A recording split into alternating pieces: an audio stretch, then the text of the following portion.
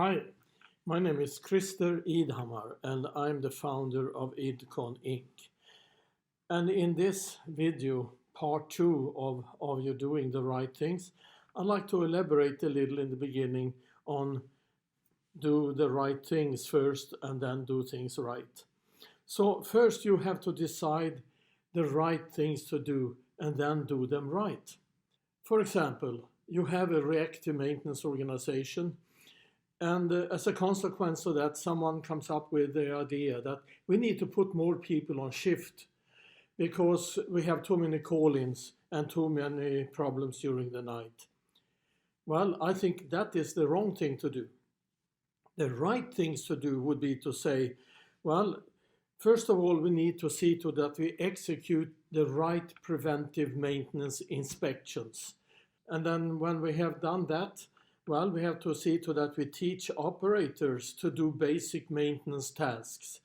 And then we put people paid on calls to be available if something happens where we need help. That would be more of the right thing to do. And then gradually you will reduce the number of people you have on shift until you are like the best performers I worked with that has no one on shift, but they have people on call if they need something urgently. I also talked about that technology is really nothing, is the only thing that has actually changed when it comes to maintenance and reliability management. Technology over the years has improved and continues to improve, and it's much more affordable than it used to be when I started in this business. An infrared camera could cost the equivalent of $450,000. Today, you can get a simple camera for $70 or even less than that. Something you can hook up to your iPhone, and that costs about $250 and so forth and so forth. It's up to what kind of application you need them for. But you will not pay $450,000 anymore for a camera like that. The principles, as I mentioned in the part 1 of how to manage maintenance, is nothing new. Some basic principles like you need to prevent everything you can. And when I say prevent, I talk about lubrication and operating practices and so forth. Then you need to inspect, to do inspections of your equipment, and then you need to see to that you plan the execution of the correction of that, you schedule the execution of the correction of those, and then you will actually free up time to even improve. Use technology you're ready for. I want to tell you that I am absolutely not against technology. I love gadgets, and I always loved it. And I always follow what is the latest technologies that can be used. But if you implement new technology that your organization is not ready for, you will divert the focus from the actual improvement needs. Make sure you have very good and stable work management systems. Your people are skilled and documentation such as bills of materials are accurate, etc. Then you're ready for new technology and it can help you generate expected results. People and processes are what drives improvements. Technology is a vehicle to improve further, to continuously improve. I'm really a devoted follower of Dr. Edward Deming, or the late Dr. Edward Deming. It's worthwhile reading his book over and over.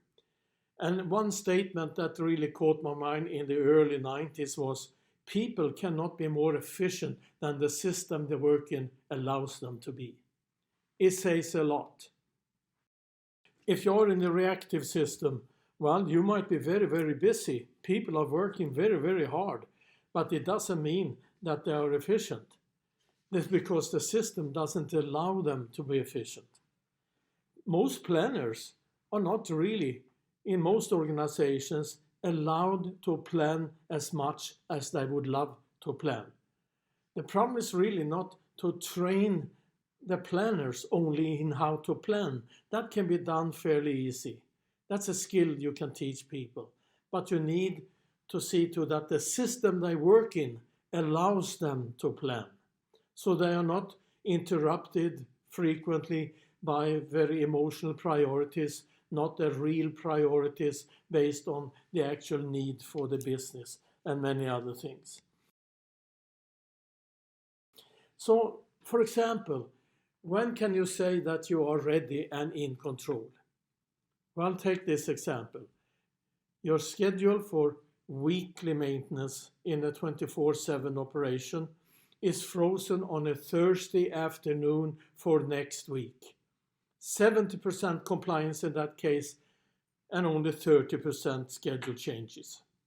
Then you're definitely very much in control. And if you look at the fully loaded daily schedule, that when I say fully loaded, it means that all the people you have in the maintenance organization in that area have been assigned a scheduled task. And hopefully those jobs are obviously planned, right? Well, then if you say that you freeze the schedule 11 o'clock a.m. for the next day, well, 90% compliance, only 10% schedule changes.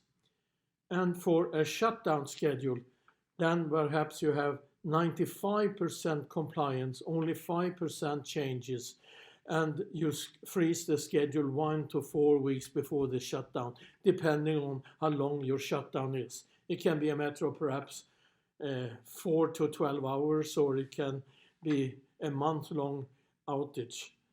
So in that case, it's of course very important that you don't add on too much work.